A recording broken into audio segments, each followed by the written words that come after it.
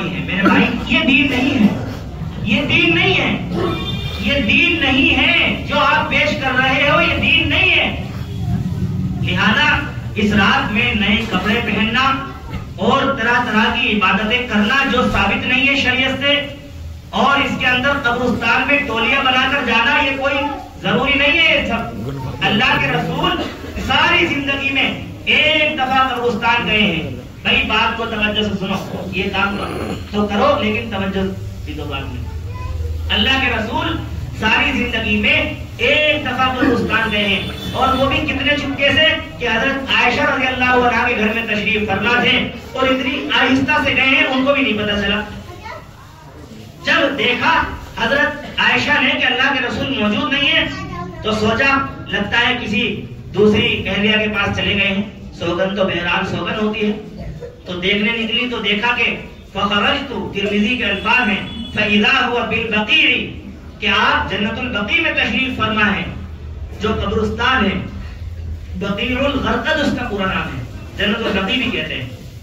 تو اللہ کے رسول نے فرمایا اَكُنْتِ تَخَافِينَ أَنْ يَحِيفَ اللَّهُ عَلَيْكِ وَرَسُولُهُ، کیا تو اس بات سے ڈرتی ہے کہ اللہ اور اس کا رسول تیرے ساتھ ظلم کر دیں گے، یعنی تیرے ساتھ ناانصافی کر دیں گے؟ نہیں نہیں نہیں۔ حضرت عائشہ نے فرمایا میرا خیال تھا کہ شاید آپ کسی اور زوجہ کے پاس تشریف لے گئے ہیں۔ کہا نہیں، اگر جانے کی کوئی فضیلت ہوتی تو پھر اللہ کے رسول اس کے بارے میں باقاعدہ بتا کر جاتے کہ بھائی شب برات میں یہ کرنا ہے، اس طرح کرنا ہے، اس طرح کرنا ہے۔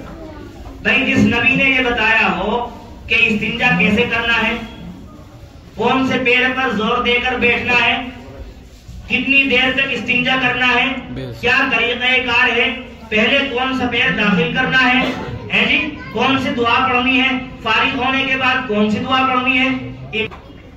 حضرت سلمان فارسی کو تانا دیا نا کسی یہودی نے، تمہارا نبی کیسا ہے، پاخانہ پیشاب کی بات بھی بتاتا ہے۔ کہا یہی تو ہمارے دین کا کمال ہے کہ وہ چھوٹی سے چھوٹی بات بھی ہمیں اللہ کے حکم سے بتاتے ہیں، یہی تو اس دین کا امتیاز ہے۔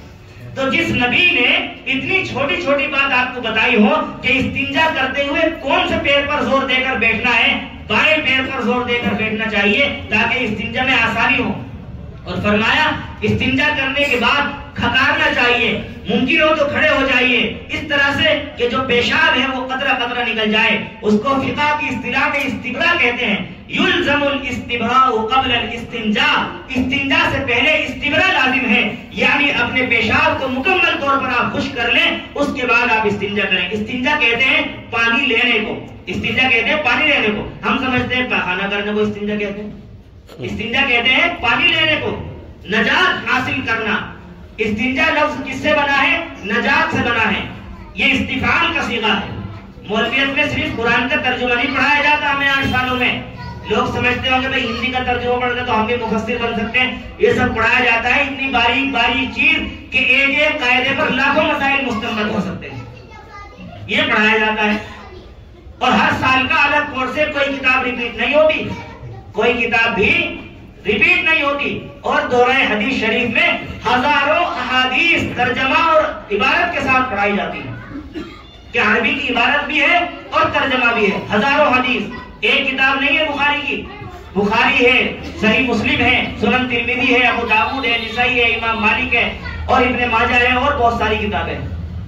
میرے بھائی اس لیے نجات حاصل کرنا، تو جس نبی نے اتنی چھوٹی چھوٹی باتیں بتائی ہوں کہ استنجا کیسے کرنا ہے، اس کے کیا آداب ہیں، اس کے کیا احکام ہیں، کیا وہ نبی اس کے بارے میں بتا کر نہیں جاتے؟ بالکل جاتے، لیکن جب ہے ہی نہیں، یہ تو گھڑ لیا امت نے، اور کہتے ہیں ہمارے باپ داداؤں کو ایسے کرتے ہو پایا ہے۔ تو بھائی آپ سب کے آئیڈیل آپ کے باپ دادا ہیں، اللہ کے رسول ہیں، اللہ کے رسول صلی اللہ علیہ وسلم ہیں۔ اللہ تبارک و تعالی قرآن میں کہتے ہیں سورہ احزاب میں لقد کان لکم فی رسول اللہ اسوۃ حسنہ، تمہارے لیے اگر کوئی آئیڈیل ہو سکتا ہے، کوئی نمونہ ہو سکتا ہے، وہ حضور پاک صلی اللہ علیہ وسلم کی ذات گرامی ہے۔ آپ سے اچھا کون آئیڈیل ہو سکتا ہے؟ آپ کے بال رکھنے کا طریقہ، آپ کے کپڑا پہننے کا طریقہ، آپ کے کھانا کھانے کا طریقہ، آپ کی گفتگو کا طریقہ، آپ کی داڑھی میں کتنے سفید بال تھے، کوئی ایسی چیز نہیں ہے جو محدثین نے چھوڑی ہو، کوئی ایسی چیز نہیں ہے۔ بتاؤ کون ہے اس روئے زمین پر محمد کے علاوہ کہ جس کے بارے میں اتنی ساری صفات اور خصوصیات لکھی گئی ہوں؟ کون ہے ایسا آدمی کہ جس کے بارے میں اتنی تفصیلات کے لیے اس مکے کے یتیم کے لیے علاوہ لکھی گئی ہو؟ لوگ تو تاریخ جو بادشاہوں کی بیدار رہتی ہے، تاریخ جو لکھی جاتی ہے بادشاہوں کی، بڑے بڑے لوگوں کی لکھی جاتی ہے، وہ تو مکے کا یتیم ہے جس کو ساری عورتوں نے لینے سے منع کر دیا، بعد میں حلیمہ سعدیہ رضی اللہ عنہا نے اس کو لیا ہے اور پرورش کی ہے۔ ایسا مکے کا یتیم کہ جن کی آمد سے پہلے ہی باپ بھی دنیا سے تشریف لے گئے، کچھ وقت کے بعد ماں بھی چلی گئی، دادا بھی چلے گئے، چچا نے پرورش کی ہے، کچھ مدت کے بعد وہ بھی چلے گئے، جن کو اپنے وطن سے نکال دیا گیا ہے اور مدینہ منورہ میں ہجرت کرنے پر وہ مجبور ہوئے ہیں۔ ایسا مکے کا وہ در یتیم صحابہ کرام رضوان اللہ علیہم اجمعین کی ایسی جماعت تیار کی ہے کہ ایک ایک چیز ان کی سنن ترمذی میں 3 جلدیں ہیں، پہلی جلد، دوسری جلد، تیسری جلد باقاعدہ شمائل ترمذی کی ہے کہ اللہ کے رسول صلی اللہ علیہ وسلم کے کیا اوصاف، کیا شمائل ہیں، سب کچھ وہ لکھا گیا ہے۔